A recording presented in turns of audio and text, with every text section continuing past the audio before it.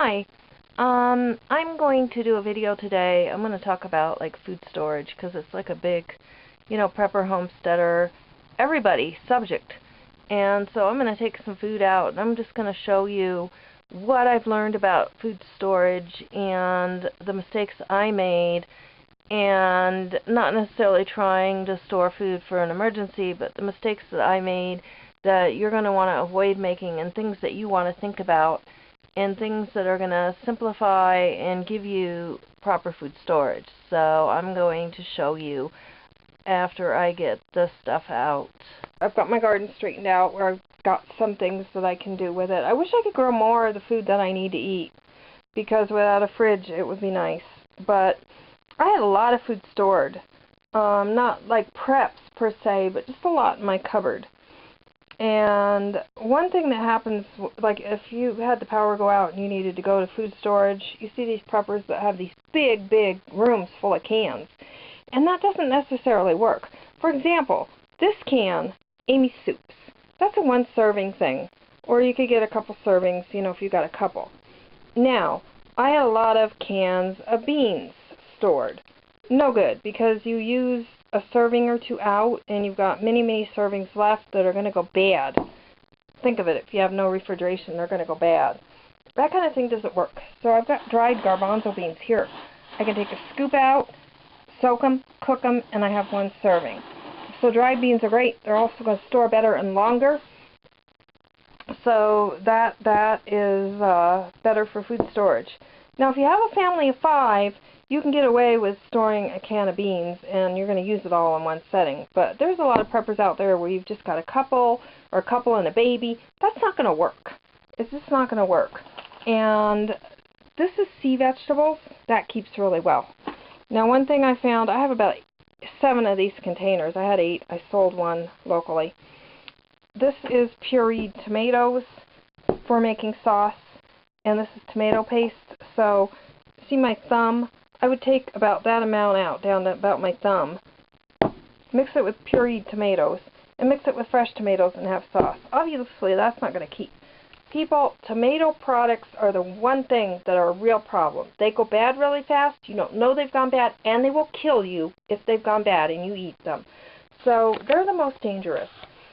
So I would advise, personally, not storing stuff like this. I mean, if you have a family of 5 or more and you're going to eat it all in one setting, yeah, you can. But if you don't have a big family, like if you make this all into sauce, you're going to need a family of about 7. You're going to need the Brady Bunch. And so that just doesn't work. So I'm going to try to sell that locally. I'm going to keep this because it's a single serving. Now, the sun butter from Swanson. Sun butter. That seems like a good thing to store, just kind of like peanut butter. I don't do regular peanut butter because the carcinogenic aflatoxins are so bad. I make my peanut butter from either Jungle peanuts, which are too expensive, or Valencia peanuts. So right now I'm doing a lot of that. But I had this like 7 of these stored. And I called Swanson and I found out that it has to be refrigerated. Has to be after opening. Has to be. And so what I'm going to try to do is sell them locally. Get rid of those jars locally. There is provisions to return them, but you get into cost and garbage returning. And basically it won't keep on the shelf. So I have a whole bunch of it stored, and I'm going to just have to sell it, and or end up finally I'll have to pack it and ship it back and take a loss there. So it'll be a little bit of loss somewhere. After that, I called once again. They're also a sun butter company. And I found out that theirs, once it's opened, can sit on a shelf, like most peanut butters or nut butters can sit on a shelf. It will separate, but that's a characteristic of a natural nut butters anyway, so that doesn't concern me. And that will keep, because they add sunflower oil. This is the straight sunflower. They don't add oil to it, because oils help preserve. I have some capers that are in a jar, a similar jar to this, in my fridge. They're sitting in the liquid. I'm actually going to, tonight, when I open the door, I'm going to dump that liquid and pour olive oil in to preserve the capers. I also found some olives for sale online that they're partially dried in olive oil, and I can store them in a jar too. And then another item that I want to talk about is flaxseed oil, because we all know how fast that'll go rancid and the problems with that. I called Bourlane's, the one that you see in the fridge at your health food store, that they are adamant about keeping it in the fridge. I found out you really could open it and have it out for, 2 weeks to a month. It takes me about 2 weeks to go through a bottle of that. So this, I called Swanson, and this is, they said I could keep it open for quite some time. I mean, it would be long gone before they say it would go bad. They told me it was like a long time, too long for me to even, I'd run out of it before then. So it's going to be in here where it's cool. I kid you not, I'm not leaving it, out in the room. But it's going to be in there where it's a little bit, where it's got ice some of the time. So it'll be up and down, sometimes cool, sometimes warm. And I was able to keep my last bottle good because I kept tasting it for acidity, and it was okay. You can't cook with it because it can't take heat. So obviously it's not going to want to stay out here in a hot trailer, in the summer.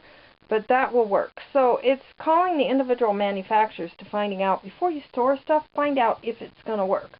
One brand might work, another brand might have oil in it, another brand might not. The oil will preserve. So that's what I'm kind of finding out about this stuff. So think about your preps. If you're going to do a whole storeroom full of this stuff, for example, jars like that, that's a family-sized jar. So if you're going to can, get a smaller jar. Get 8 or 4 ounces, not 16. Get something where you're going to, when you open it, you can use it, and the rest isn't going to go bad. I'm keeping like produce under here, stuff like that. So that's kind of where I'm going on that. So basically, you just have to kind of think it over, like how are you going to do your preps? What are you going to do? Dry beans are great. Dry beans are awesome. If you put them in Mylar bags, you're going to get a lot more years storage out of that than a can. As a matter of fact, cans do go bad. I had a jar of olives under my sink. It was a jar of olives. And it was there about a year, but somehow it got, like, compromised. Like, just the seal wasn't right or something. And they were all dry and moldy inside after a year. So, I mean, you're a lot more predictable with this. It takes a lot more work to cook it, but you're a lot more predictable with that kind of thing than getting a can of that. You're going to get the same product, but it's more predictable. Another thing I'm looking into getting is Frontier has a powdered tomato paste. So I could use that per serving and then add it to fresh tomatoes. So I'm still getting fresh sauce. So I take like a fresh tomato or two, mix it in with, the tomato paste thing and my garlic, and obviously the basil is one of my ingredients, and then whatever else I choose to put in. Another thing that is keeping pretty well in the inconsistent cold is maitake mushrooms. And they're pretty good. They're similar to, like, I think shiitake as far as, like, health benefits and things. They're not as good as reishi. But they keep pretty good. Even after it gets warm at the end of the week, they're still good. And I'm not having to cook them to make them good or something like that. They're still good even in a salad. So those are working pretty well. Organic maitake. So that's where I'm at on the food storage, and I hope you've gotten some good food storage ideas so you're a little more guided so you don't get caught with, geez, the power went out for 3 weeks in my area and all my food is bad. Because most people have a powered fridge in their home, so it's not going to last 3 weeks. So that's kind of like my advice to you. That's what's going on here.